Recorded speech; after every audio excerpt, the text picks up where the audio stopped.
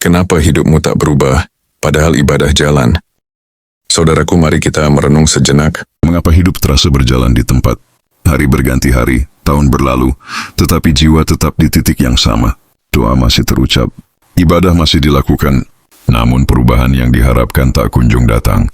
Seringkali masalahnya bukan pada kurangnya usaha, bukan pula pada sempitnya rezeki, melainkan pada sesuatu yang lebih dalam. Giroh ruhaniyah yang perlahan mati.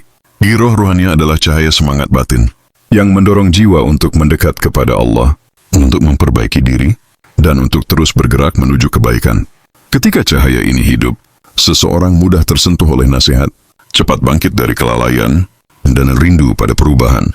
Namun ketika giroh itu padam, hidup tetap berjalan, tapi tanpa arah. Ibadah terasa berat, nasihat terdengar biasa, dan dosa tidak lagi menimbulkan kegelisahan. Inilah tanda awal kematian giroh ruhaniyah. Banyak orang tidak menyadari bahwa giroh ruhaniyah tidak mati secara tiba-tiba. Ia melemah perlahan. Dimulai dari hati yang menunda taubat, dari zikir yang dikurangi, dan dari kesibukan dunia yang lebih diprioritaskan daripada merindukan Allah. Awalnya orang berkata, Nanti saja, masih ada waktu. Namun lupa bahwa waktu bukan milik manusia. Allah lah sang pemilik waktu. Ketika hati terlalu lama dibiarkan tidak mengingat Allah, ia menjadi keras. Bukan karena iman hilang, tetapi karena tidak ada cahaya ruhani yang memancar. Dan hati yang keras tidak lagi peka terhadap kebenaran. Disinilah hidup berhenti berubah. Bukan karena Allah tidak menolong, melainkan karena hati ruhaniyah tidak bergerak menuju kepadanya. Giroh ruhaniyah juga mati ketika seseorang merasa cukup dengan keadaan dirinya, merasa aman dari dosa, merasa lebih baik dari orang lain, atau merasa ibadahnya sudah cukup. Padahal, rasa cukup dalam urusan dunia boleh jadi menenangkan, tetapi rasa cukup dalam urusan akhirat adalah awal kemunduran. Orang yang girohnya hidup selalu merasa masih kurang di hadapan Allah, bukan karena putus asa, tetapi karena cinta.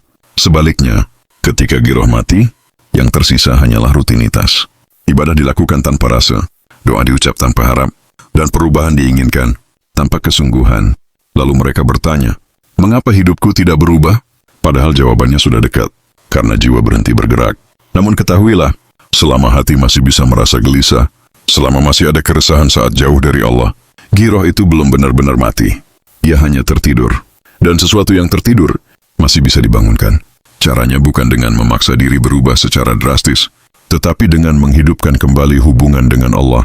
Mulailah dari yang kecil, zikir yang ikhlas, doa yang khusyuk, dan taubat yang sungguh-sungguh.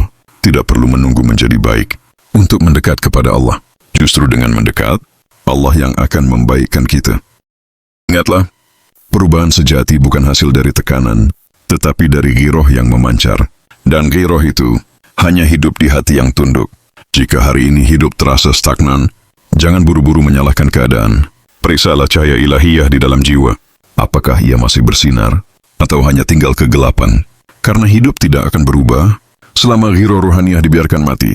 Dan hidup akan mulai bergerak saat hati kembali menghadap kepada Allah.